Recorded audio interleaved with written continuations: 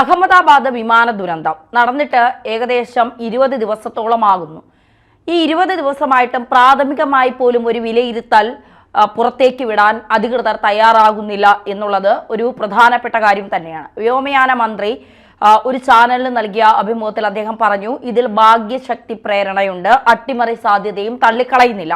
ഇതൊക്കെ നമ്മൾ ചർച്ച ചെയ്തതാണ്. അപ്പോൾ ഇതിന്റെ താഴെ കഴിഞ്ഞ ദിവസവും നമ്മൾ ഇതുമായി ബന്ധപ്പെട്ട വാർത്തകൾ എടുത്തപ്പോൾ ഇതിന്റെ താഴെ കുറെ പേർ വന്ന് ചോദിക്കുന്നത് കണ്ടു, വിഷയദാരിദ്ര്യമാണോ, നിങ്ങൾക്ക് വേറെ പണിയൊന്നുമില്ലേ, മറ്റു വാർത്തകൾ ഇല്ലാത്തത് കൊണ്ടാണോ എന്നൊക്കെ ചോദിക്കുന്നുണ്ട്. ഇതിങ്ങനെ ചോദിക്കുന്നവരോടാണ് ഒരു ചോദ്യം, യഥാർത്ഥത്തിൽ അഹമ്മദാബാദ് വിമാനത്തിന് എന്താണ് സംഭവിച്ചത്? ഇതറിയാനുള്ള അവകാശം ഈ വിഷയദാരിദ്ര്യം ഉണ്ടെന്നൊക്കെ പറയുന്ന നിങ്ങൾക്കുണ്ടാകില്ല. പക്ഷേ അതിൽ യാത്ര ചെയ്ത യാത്രക്കാർക്കും ആ വിമാനം വന്ന് പതിച്ച മെഡിക്കൽ കോളേജിലെ വിദ്യാർത്ഥികൾക്കും ജീവനക്കാരും അവരടക്കം മരിച്ചവരാണ്. അങ്ങനെ 274 പേരാണ് മരണസംഖ്യ. ഇന്ത്യ കണ്ട ഏറ്റവും വലിയ വിമാന ദുരന്തം. അവരുടെ കുടുംബാംഗങ്ങൾക്കും അവകാശമില്ലേ ഇത് ചോദിക്കാനും ഇതിന്റെ കാര്യം അറിയാനും? കാരണം അവർക്ക് മക്കളുണ്ട്, അച്ഛനുണ്ട്, അമ്മമാരുണ്ട്, ഭാര്യമാരുണ്ട്. അപ്പോൾ ഇവരൊക്കെ കുറെ പണം കൊടുത്തു കഴിഞ്ഞാൽ ഇവർക്ക് പോയതൊന്നും തിരികെ കിട്ടില്ല. ഇവർക്ക് എന്താണ് ഞങ്ങളുടെ അമ്മയ്ക്ക് സംഭവിച്ചത്, എന്താണ് ഞങ്ങളുടെ അച്ഛന് സംഭവിച്ചത്, എന്താണ് എൻ്റെ ഭർത്താവിന് സംഭവിച്ചത്, എന്താണ് എൻ്റെ മക്കൾക്ക് സംഭവിച്ചത് എന്നൊക്കെ അറിയാനുള്ള അവകാശം ഇവർക്കുണ്ട്. അപ്പോൾ ഈ അവകാശങ്ങളെ നിഷേധിക്കുന്നത് ആരാണ്?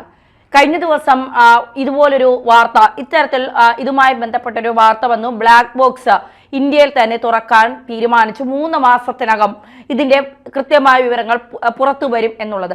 ബ്ലാക്ക് ബോക്സ് തുറന്നാൽ 24 മണിക്കൂറിനകത്ത് നമുക്ക് പ്രാഥമിക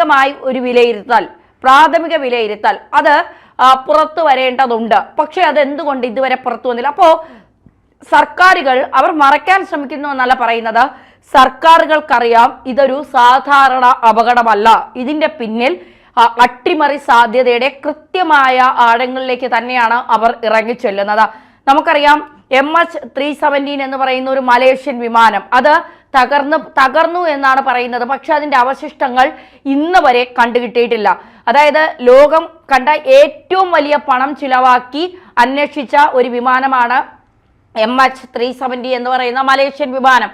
അത് വെള്ളത്തിലേക്ക് വീണിട്ടില്ല, ഭൂമിയിൽ ഒരിടത്തും അത് ലാൻഡ് ചെയ്തിട്ടുമില്ല. പിന്നെ ആ വിമാനത്തിന് എന്താണ് സംഭവിച്ചത്? ഇതിന്റെ അന്വേഷണം പുരോഗമിച്ച് 6 മാസമാണ് അന്വേഷണം നടത്തിയത്. എന്നിട്ടും ഒരു വിവരവും കിട്ടാതെ ആ അന്വേഷണം അവസാനിപ്പിക്കുകയാണ് ചെയ്തത്. ആ യാത്രക്കാർക്ക് എന്താണ് സംഭവിച്ചത്? അതിലുണ്ടായിരുന്നവരുടെ ബന്ധുക്കൾക്ക് ഇന്നും അവർ തിരിച്ചു വരും എന്നുള്ള ഒരു എന്താ പറയുക, പ്രതീക്ഷയിൽ ജീവിക്കുന്നവരല്ലേ അവരൊക്കെ. അപ്പോൾ ഇതിന്റെ യഥാർത്ഥ കാരണം എന്താണ് എന്നറിയണ്ടേ?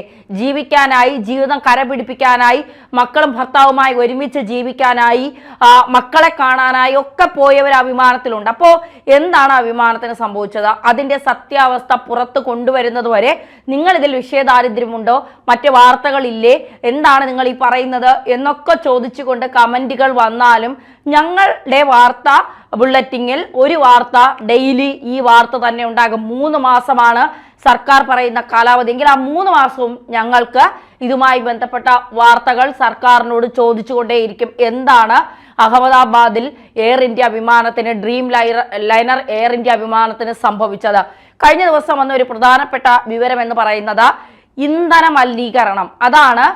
അതായത് ഈ സാധാരണ വിമാനത്തിനടിക്കുന്ന ഇന്ധനം അത്രത്തോളം ഏറ്റവും നല്ല ഇന്ധനമാണ് വിമാനത്തിനടിക്കുന്നത്, അല്ലെങ്കിൽ അത് വലിയ രീതിയിലുള്ള പ്രശ്നങ്ങൾ സൃഷ്ടിക്കും. പക്ഷേ ഇവിടെ അത്തരത്തിലുള്ള ഇന്ധനമല്ല വിമാനത്തിന് അടിച്ചത്.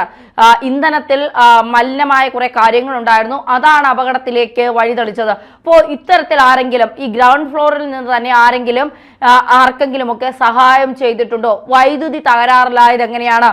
വിമാനത്തിന്റെ അകത്ത് വൈദ്യുതി തകരാറിലായിരുന്നു എന്ന് ആ വിമാനത്തിലുണ്ടായിരുന്ന ഒരു ചെറുപ്പക്കാരൻ തന്നെ വീഡിയോ പകർത്തിയതിൽ AC വർക്ക് ചെയ്യുന്നില്ല, വൈദ്യുതി ഇല്ല, ഈ ഓരോ സീറ്റിന്റെ ബാക്കിലും ഓരോ ടെലിവിഷൻ പോലെ ഒരു ചെറിയ സ്ക്രീൻ ഉണ്ടാകും, അത് വർക്ക് ചെയ്യുന്നില്ല എന്നൊക്കെയുള്ള കാര്യങ്ങൾ ഒരു ചെറുപ്പക്കാരൻ തന്നെ പുറത്തുവിട്ടിരുന്നു. എയർ ഇന്ത്യ ആയതുകൊണ്ട് സാധാരണ ഇത്തരത്തിൽ ചില എന്താ പറയുക പ്രശ്നങ്ങൾ ഉണ്ടാകും, അത് സ്വാഭാവികമാണ്. പക്ഷേ ഇത്തരം വലിയ ദൂരം യാത്ര ചെയ്യുന്ന ഒരു വിമാനം, ആ വിമാനത്തിൽ വൈദ്യുതി കംപ്ലൈന്റ് ആണ് എന്ന് പറയുമ്പോൾ അതിൽ ഒരു അട്ടിമറി സാധ്യതയില്ലേ? ആരാണ് ഇതിൽ അട്ടിമറിക്കാൻ സാധ്യതയുള്ളത്? നമ്മൾ കഴിഞ്ഞ ദിവസം പരിശോധിച്ചതാണ്. അട്ടിമറിക്ക് സാധ്യതയുള്ളത് രണ്ട് കാര്യങ്ങളാണ് നമ്മൾ ചിന്തിക്കുന്നത്. അതായത് ഒന്ന്, ഖാലിസ്ഥാൻവാദികൾ. ഖാലിസ്ഥാൻ നിരന്തരം പറയുന്നുണ്ട് എയർ ഇന്ത്യ വിമാനം ഞങ്ങൾ തകർക്കും. എയർ ഇന്ത്യ വിമാനം തകർക്കുക എന്ന് പറയുന്നത് രാജ്യത്തെ തകർക്കുന്നതിന് തുല്യമാണ് എന്നുള്ള രീതിയിലാണ് അവർ അത് ഉദ്ദേശിച്ചുകൊണ്ട് പറയുന്നത്. അതുകൊണ്ടാണ് എയർ ഇന്ത്യയെ തന്നെ ഈ ഖാലിസ്ഥാൻ തീവ്രവാദികൾ പലപ്പോഴും ലക്ഷ്യം വയ്ക്കുന്നത് എന്നുള്ളതാണ്. മറ്റൊന്ന്, പാകിസ്ഥാനിൽ ഈ പഹൽഗാം ഭീകരാക്രമണത്തിന് ശേഷം ഓപ്പറേഷൻ സിന്ദൂറിലൂടെ പാകിസ്ഥാന്റെ 9 ഭീകര താവളങ്ങളാണ് ഇന്ത്യ കൃത്യമായി ലക്ഷ്യമിട്ട് തകർത്ത് കളഞ്ഞത്. അവരുടെ മറ്റ് വ്യോമസേന എയർബേസുകൾ ഒക്കെ തകർക്കുന്നതിനേക്കാൾ അവർക്ക് ഏറ്റവും പ്രധാനപ്പെട്ടത് ഭീകരവാദ കേന്ദ്രങ്ങളാണ്. കാരണം പാകിസ്ഥാൻ പാലൂട്ടി അന്നമൂട്ടി വളർത്തുന്ന ഭീകരവാദികളെ അത്ര വലിയ ആഡംബര കൊട്ടാരങ്ങളിലാണ് താമസിപ്പിച്ചിരിക്കുന്നത്. ആ ആഡംബര ഭീകര താവളങ്ങളാണ് ഇന്ത്യൻ സൈന്യം തകർത്ത് തരിപ്പണമാക്കിയത്. സ്വാഭാവികമായും പാകിസ്ഥാൻ ഉണ്ടാകുന്ന അവരുടെ ഒരു സിവിലിയൻസിന്റെ ജീവൻ നഷ്ടപ്പെട്ടാൽ പോലും അവർക്ക് ഇത്ര വേദന ഉണ്ടാകില്ല. പക്ഷേ അവിടുത്തെ ഭീകരവാദികളുടെ താവളങ്ങൾക്കോ എന്തെങ്കിലും സംഭവിച്ചാൽ പാകിസ്ഥാൻ വെറുതെ ഇരിക്കില്ല എന്നുള്ളത് യാഥാർത്ഥ്യമാണ്. അപ്പോ അത്തരത്തിൽ ഇപ്പോൾ രണ്ട് കപ്പലുകൾ, ഒന്ന് വെള്ളത്തിനടിയിൽ, കണ്ടെയ്നർ മുഴുവൻ പുറത്തു വന്ന് വെള്ളത്തിനടിയിലായി, ഒന്ന് തീ പിടിച്ചു. അപ്പൊ ഇതിന്റെ ശാസ്ത്രീയമായ ചില വിവരങ്ങൾ പുറത്തു വന്നിട്ടുണ്ട്. ഇത് അട്ടിമറി അല്ല, ഇത് കാലപ്പഴക്കം ചെന്ന കപ്പലുകളാണ് എന്നൊക്കെ പറഞ്ഞുകൊണ്ട്. പക്ഷേ അത് മാത്രമാണോ? അതിലും എന്തൊക്കെയോ ആരൊക്കെയോ എവിടെയോ മറക്കുന്നില്ലേ എന്നൊക്കെയുള്ള ചോദ്യങ്ങൾ നമ്മൾ ആവർത്തിച്ച് ചോദ്യം ചോദിച്ചാലേ ചിലതിനൊക്കെയുള്ള ഉത്തരം കിട്ടൂ എന്നുള്ളതാണ് യാഥാർത്ഥ്യം. ആ ഉത്തരം അത് കിട്ടുന്നത് വരെ നമ്മൾ ചോദിച്ചുകൊണ്ടിരിക്കും. ഇതുപോലെ ഒരു വിഷയമാണ് നവീൻ ബാബുവുമായി ബന്ധപ്പെട്ട വിഷയം. നിരന്തരം മീഡിയ മലയാളം നവീൻ ബാബുവുമായി ബന്ധപ്പെട്ട വിഷയത്തിൽ നിരന്തരം മീഡിയ മലയാളം ചോദ്യങ്ങൾ ആവർത്തിച്ചു കൊണ്ടേയിരുന്നു. എന്താണ് നവീൻ ബാബുവിന് സംഭവിച്ചത്? നവീൻ ബാബുവിനെ ആരെങ്കിലും കൊന്നതാണോ?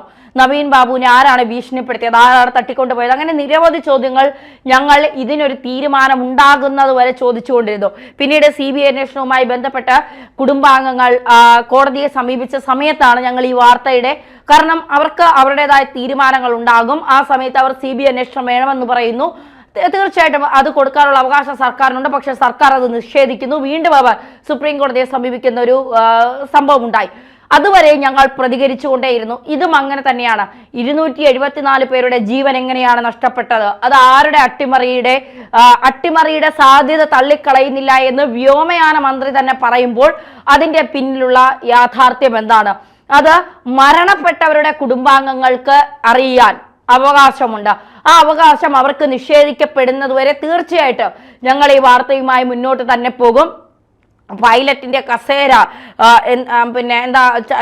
പൈലറ്റ് ചാരിയിരുന്നപ്പോൾ കസേര ഒന്ന് നീങ്ങി, അപ്പോൾ ഈ ലിവറിലേക്ക് പൈലറ്റിന്റെ കൈ തട്ടി, അങ്ങനെയാണ് വലിയ ദുരന്തം സംഭവിച്ചത് എന്നൊക്കെ ചില വാർത്താ മാധ്യമങ്ങൾ പുറത്തുവിട്ടിരുന്നു. ഇതൊന്നുമല്ല യാഥാർത്ഥ്യമെന്ന് എല്ലാവർക്കും അറിയാം. അപ്പോൾ തീർച്ചയായിട്ടും കേന്ദ്ര സർക്കാർ അക്കാര്യത്തിൽ, അതായത് ബ്ലാക്ക് ബോക്സ് തുറന്നിട്ടുണ്ട്, കൃത്യമായ വിവരങ്ങൾ കിട്ടിയിട്ടുണ്ട്. 2 ബ്ലാക്ക് ബോക്സും, അതായത് FDRഉം DVRഉം കിട്ടിയിട്ടുണ്ട്. ഇതിന്റെ രണ്ടിന്റെയും കൃത്യമായ നിഗമനം എന്താണ് എന്ന വ്യോമയാന ഉദ്യോഗസ്ഥർക്ക് മനസ്സിലായിട്ടുണ്ട്. അത് ജനങ്ങളോട് പറഞ്ഞില്ലെങ്കിലും മരണപ്പെട്ട കുടുംബാംഗങ്ങളോടെങ്കിലും പറയാനുള്ള അവകാശം നിങ്ങൾക്കുണ്ട്. അത് നിങ്ങൾ പ്രയോജനപ്പെടുത്തണം. ഇല്ലെങ്കിൽ ഞങ്ങളുടെ മക്കൾക്ക്, അച്ഛനമ്മമാർക്ക്, കുടുംബാംഗങ്ങൾക്ക് എന്ത് സംഭവിച്ചെന്നറിയാതെ നിൽക്കുന്ന കുറെ പേർ ഈ രാജ്യത്തുണ്ട് എന്ന് നിങ്ങൾ മനസ്സിലാക്കണം. തീവ്രവാദ അട്ടിമറി സാധ്യതയാണ് എങ്കിൽ തീർച്ചയായും ഇതിന്റെ പിന്നിൽ പ്രവർത്തിച്ചവർക്ക് കൃത്യമായ ഉത്തരം നൽകിയേ മതിയാവൂ.